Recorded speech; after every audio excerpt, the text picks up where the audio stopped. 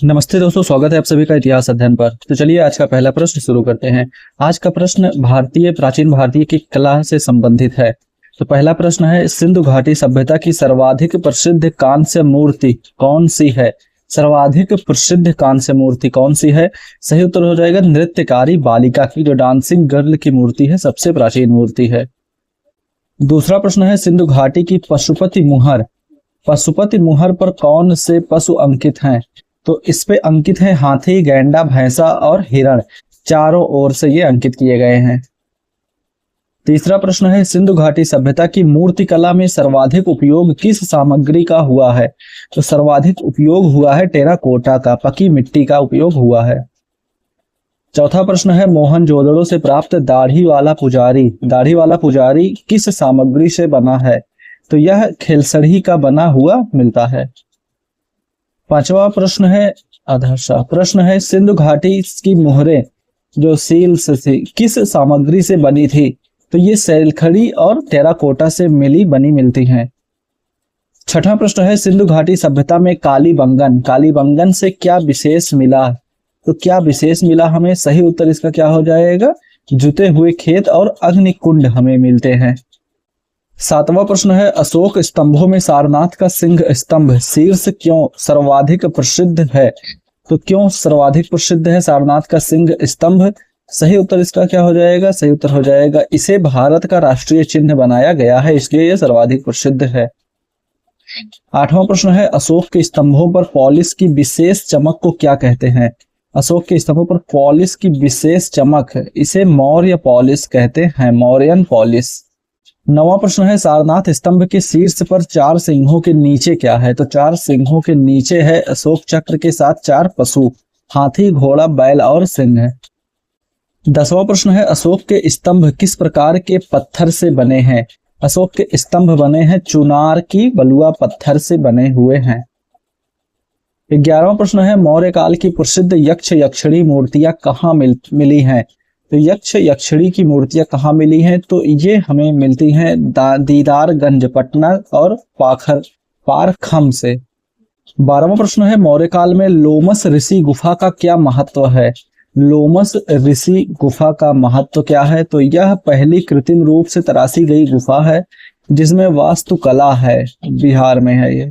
13वां प्रश्न है, सांची स्तूप का निर्माण किसने करवाया? सांची स्तूप का निर्माण सम्राट अशोक ने 3य शताब्दी ईसा पूर्व में करवाया था। 14वां प्रश्न है, सांची के तोरण में किन घटनाओं का चित्रण है? तो इसमें हमें बुद्ध के जीवन और जातक कथाओं के बारे में पता चलता है। 15वां प्रश्न है, सांची स्तूप में बुद्ध को किस रूप में दिखाया गया है? सांची स्तूप में बुद्ध को प्रतीकात्मक रूप में दिखाया गया है, पद चिन्ह, बोधि वृक्ष, छत्र, धर्म चक्र आदि। 16वां प्रश्न है, भरहुत स्तूप की रेलिंग पर क्या विशेषताएं हैं? तो भरहुत स्तूप की रेलिंग पर विशेषताएं हैं, यहाँ जातक कथाओं का विस्तृत चित्रण मिलता है और शिलालेख भी है। 17वां प्रश्न है, स्तूप की संरचना में हर्मिका क्या होती है? हर्मिका होती है गुंबद के ऊपर वर्गाकार बाड़ा जिसमें से छत्र निकलती हैं। 18वां प्रश्न है, अमरावती स्तूप, आंध्र प्रदेश का अमरावती स्तूप किस काल से संबंधित है? तो यह सातवाहन काल से संबंधित है, 2री शताब्दी ईसा पूर्व से 2री शताब्दी ईस्वी तक का है।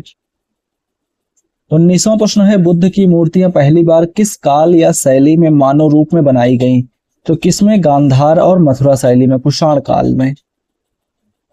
20वां प्रश्न है, गांधार शैली और मथुरा शैली में मुख्य अंतर क्या है? तो गांधार शैली और मथुरा शैली में अंतर है, गांधार ग्रीकों रोमन प्रभाव से, ग्रे पत्थर यूनानी वेशभूषा से, और फिर मथुरा शैली जो है यह देशज भारतीय भाषा मतलब भारतीय शैली थी, और लाल पत्थर भारतीय परंपरा के अनुसार बनाए जाते थे। 21वां प्रश्न है, गांधार शैली में बुद्ध की मूर्तियों पर किसका प्रभाव दिखता है? तो इसमें ग्रीक देवता अपोलो का प्रभाव दिखता है। 22वां प्रश्न है, मथुरा शैली में बुद्ध मूर्तियां किस पत्थर से बनाई जाती थी? मथुरा शैली में तो बुद्ध मूर्तियां सिकरी लाल बलुआ पत्थर से बनाई जाती थी। 23वां प्रश्न है, अमरावती शैली की मुख्य विशेषता क्या थी? अमरावती शैली की मुख्य विशेषता क्या थी? तो यह गतिमान, लचीली और भावपूर्ण आकृतियां इसमें मिलती हैं जो सफेद संगमरमर में है। 24वां प्रश्न है, गुप्त काल को भारतीय कला का स्वर्ण युग क्यों कहा जाता है? क्योंकि कला, साहित्य और विज्ञान सभी क्षेत्रों में अभूतपूर्व उत्कर्ष हुआ था।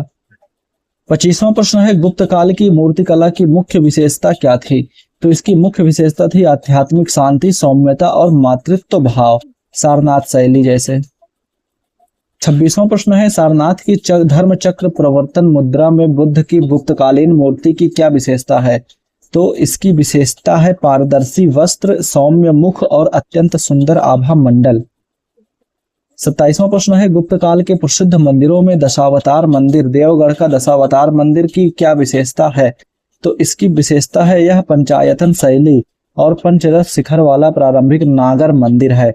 आपको बताना है कि ये देवगढ़ कहां पर है जहां पर यह दशावतार मंदिर है। 28वां प्रश्न है, गुप्त काल में बनाए गए उदयगिरी गुफा मंदिर जो कि मध्य प्रदेश में है, इसमें क्या प्रसिद्ध है? तो उदयगिरी गुफा मंदिर में क्या प्रसिद्ध है? तो यह वराह अवतार, विष्णु के वराह अवतार की विशाल पाषाण मूर्ति यहाँ पे मिलती है। 29वां प्रश्न है, अजंता गुफाएं किस राज्य में स्थित है? तो यह महाराष्ट्र में औरंगाबाद जिले में स्थित है। 30वां प्रश्न है, अजंता में कुल कितनी गुफाएं हैं? तो अजंता में कुल कितनी गुफाएं हैं? तो 29 गुफाएं टोटल इसमें है। 31वां प्रश्न है, अजंता की गुफाओं में चित्रों का मुख्य विषय क्या है? मुख्य विषय क्या है? तो इसका मुख्य विषय है बुद्ध के पूर्व जन्म, जातक कथाएं जो हैं उन बुद्ध के पूर्व जन्म मिलते हैं और बुद्ध के जीवन से संबंधित है। 32वां प्रश्न है, अजंता के चित्रों में सर्वाधिक प्रसिद्ध पद्मपाणि अवलोकितेश्वर की चित्रकारी किस गुफा में है? तो यह हमें गुफा नंबर 1 में मिलता है। 33वां प्रश्न है, अजंता के चित्रों में रंगों का माध्यम क्या था? तो रंगों का माध्यम क्या था? तो इसका रंगों का माध्यम सही उत्तर हो जाएगा फ्रेस्को सेको तकनीक के इसमें रंगों का माध्यम था। 34वां प्रश्न है, अजंता गुफाओं में निर्माण के 2 अलग अलग काल कौन से हैं? तो इसमें एक तो हीनयान काल था और दूसरा महायान काल था। हीनयान जो था यह 2री शताब्दी ईसा पूर्व का और महायान जो था यह 5वीं शताब्दी ईस्वी का था। 35वां प्रश्न है, एलोरा में कुल कितनी गुफाएं हैं और ये किन धर्मों की हैं? तो एलोरा में हमें कुल 34 गुफाएं मिलती हैं।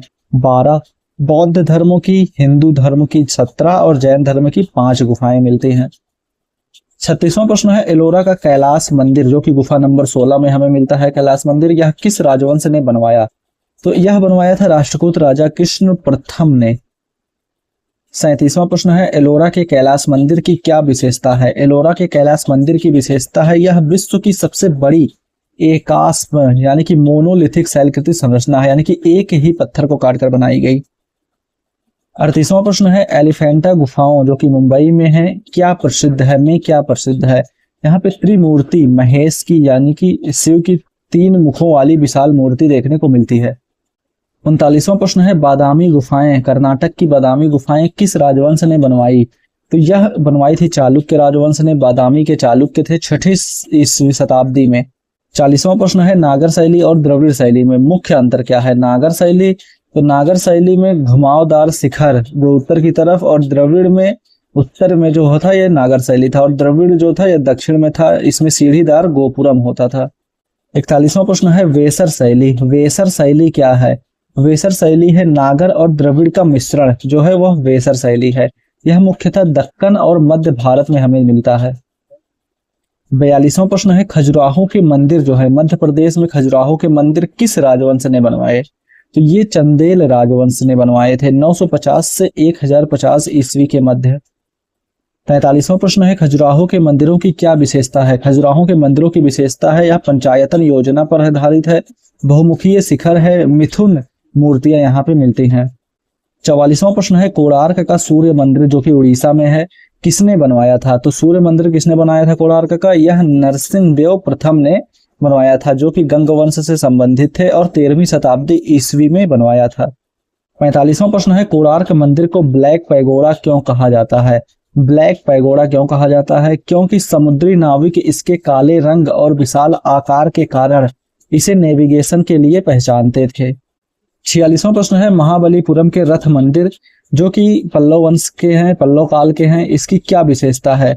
तो इसकी विशेषता है कि ये एकास्म शैलकृत मंदिर हैं जो रथों की आकृति में बने हुए हैं। 47वां प्रश्न है, बृहदेश्वर मंदिर, तंजावुर का बृहदेश्वर मंदिर जो है इसका निर्माण किसने करवाया था? तो यह राजराज चोल प्रथम के द्वारा 1010 ईस्वी में करवाया गया था। 48वां प्रश्न है बृहदेश्वर ऐसे होगा, बृहदेश्वर मंदिर की विमान यानी कि शिखर की क्या विशेषता है? तो इसकी विशेषता जो है यह है कि यह लगभग 66 मीटर ऊंची है और इसके ऊपर 80 टन की ग्रेनाइट शिला रखी गई है। 49वां प्रश्न है होयसाल मंदिर, जो कि कर्नाटक का होयसाल मंदिर है, इसकी क्या विशेषता है?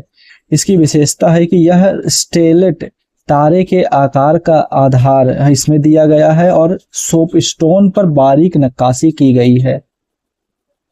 50वां प्रश्न है अजंता के अलावा प्राचीन भारतीय भित्ति चित्रों का दूसरा प्रमुख स्थल कौन सा है?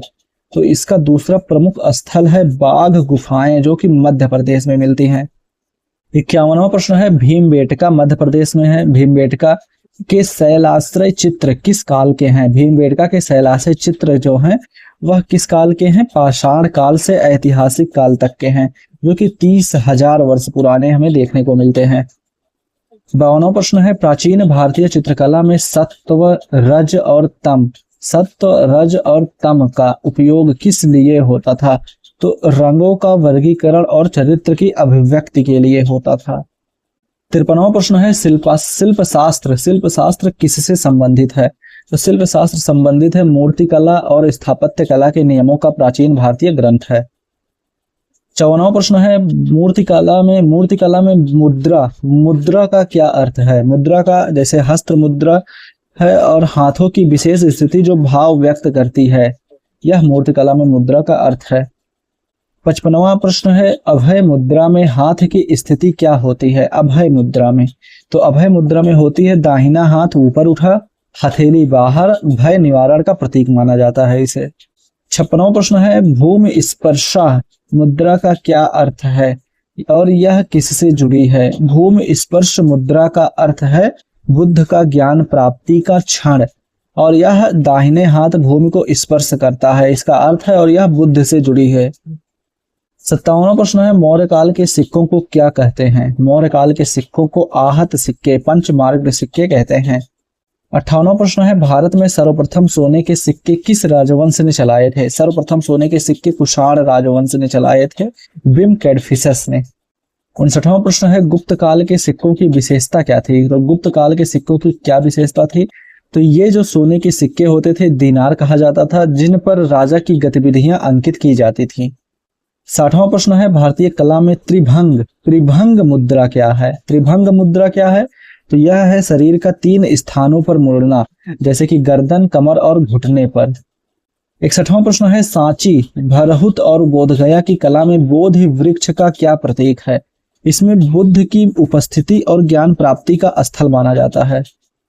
62वां प्रश्न है प्राचीन भारत में नटराज की मूर्ति या नटराजन की मूर्ति किस राजवंश के काल में अपने चरम पर पहुंची थी? तो किसके काल में पहुंची थी? यहाँ पे ये 2 बार लिखे गए हैं, तो यहाँ पे इसे कट कर लेते हैं।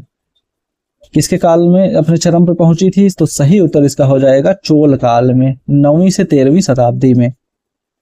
63वां प्रश्न है भारतीय मंदिरों में गर्भगृह क्या होता है? भारतीय मंदिरों में गर्भगृह होता है मंदिरों का केंद्रीय कक्ष, जहां मुख्य देवता की मूर्ति स्थापित होती है। 64वां प्रश्न है सिंधु घाटी की कला में यूनिकॉर्न एक सींग वाला पशु जिसे कहते हैं, इसका क्या महत्व था? तो यूनिकॉर्न का महत्व था सबसे अधिक मिलने वाली मुहर हमें यूनिकॉर्न की ही मिलती है, और यह सिंधु घाटी का सबसे प्रसिद्ध पशु प्रतीक माना जाता है। 65वां प्रश्न है भारतीय कला में सप्त मातृका यानी कि 7 माताएं का क्या महत्व है? इसका महत्व है 7 देव मात्र यानी कि ब्राह्मी, माहेश्वरी, कौमारी, वैष्णवी, वाराही, इंद्राणी और चामुंडा, ये 7 देव मात्र हैं। आज का ये 66वां और अंतिम प्रश्न होने वाला है विश्व धरोहर सूची में भारत की किन कला स्थलों को सर्वप्रथम शामिल किया गया था? जो कि 1983 में किया गया था। तो वो किन कला स्थलों को शामिल किया गया था? तो ये थी अजंता गुफाएं, एलोरा गुफाएं और आगरा के किले को शामिल किया गया था। कब? 1983 में शामिल किया गया था। तो ये रहे आज के टोटल 66 प्रश्न जो कि भारतीय यानी कि प्राचीन भारतीय कला से संबंधित थे। तो कैसी लगी ये वीडियो कमेंट करके जरूर बताएं। बाकी मिलते हैं अगली वीडियो में, तब तक के लिए जय हिंद।